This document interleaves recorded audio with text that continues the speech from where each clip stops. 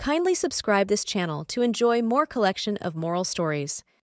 మంచుతో కూడిన గాలులు విస్తారమైన హిమానీనదాల మీదుగా వీచినప్పుడు మరియు శీతలమైన సముద్రం గడ్డకట్టిన తీరాలను ఆలింగనం చేసుకున్న అంటార్కిటికా యొక్క అతి శీతలమైన రాజ్యంలో పిప్పిన్ అనే యువ పెంగ్విన్ నివసించింది.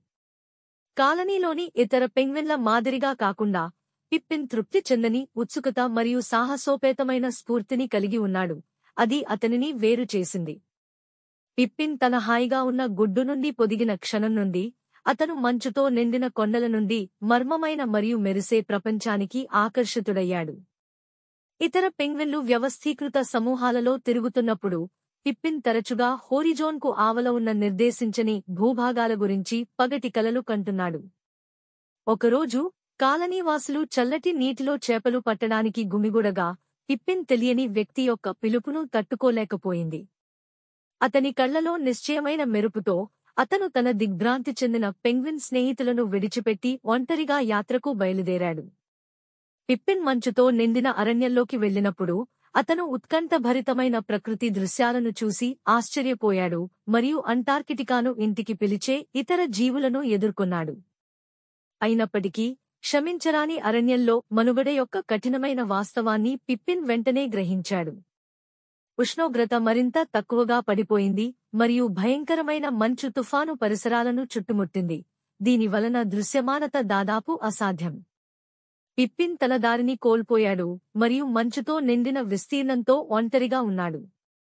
గడిచిన ప్రతి క్షణంలో పిప్పిన్ యొక్క ఆశావాదం క్షీణించింది మరియు చల్లటి గాలులు నిరాశ యొక్క కథలను గుసగుసలాడేలా కనిపించాయి.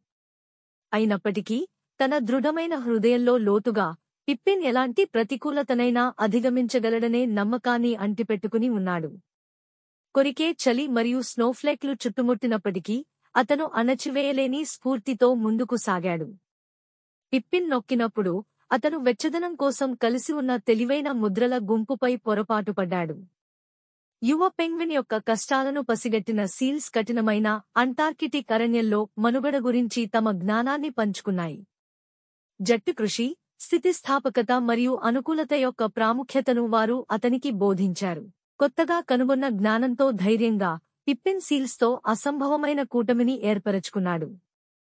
కలిసి వారు ప్రమాదకరమైన భూభాగాలు, అనూహ్య వాతావరణం మరియు మాంసాహారుల నిరంతర ముప్పును ఎదుర్కొన్నారు. పిప్పిన్ యొక్క ఒకప్పుడు ఏకాంత ప్రయాణం సహకార సాహసంగా రూపాంతరం చెందింది మరియు ప్రతి సవాలుతో స్నేహ బంధాలు మరింత బలపడ్డాయి. రోజులు వారాలుగా మారాయి మరియు ఇప్పుడు మరింత అనుభవజ్ఞుడైన మరియు దృఢమైన అన్వేషకుడు అయిన పిప్పిన్ చివరకు హోరిజోన్లో ఉన్న అతని ఇంటిని చూశాడు. అతని అదృశ్యంతో మొదట షాక్కు గురైన కాలనీవాసులు ఓపెన్ ఫ్లిప్పర్స్తో తిరిగి అతనికి స్వాగతం పలికారు.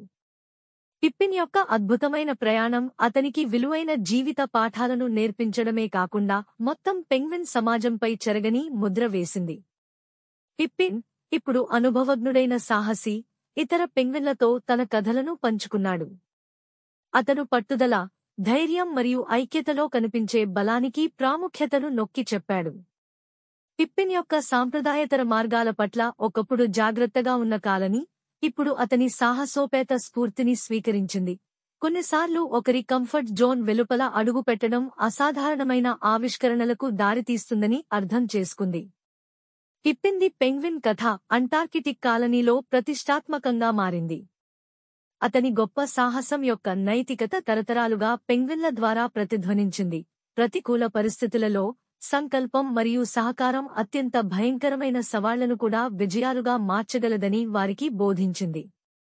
అందువల్ల అంటార్కిటికా యొక్క అతి శీతలమైన రాజ్యంలో పెంగ్విన్లు పిప్పిన్ యొక్క అద్భుతమైన ప్రయాణం నుండి స్ఫూర్తిని పొందడం కొనసాగించాయి. ఇది స్థితిస్థాపకత, స్నేహం మరియు సాహసోపేతమైన స్ఫూర్తి యొక్క కథ.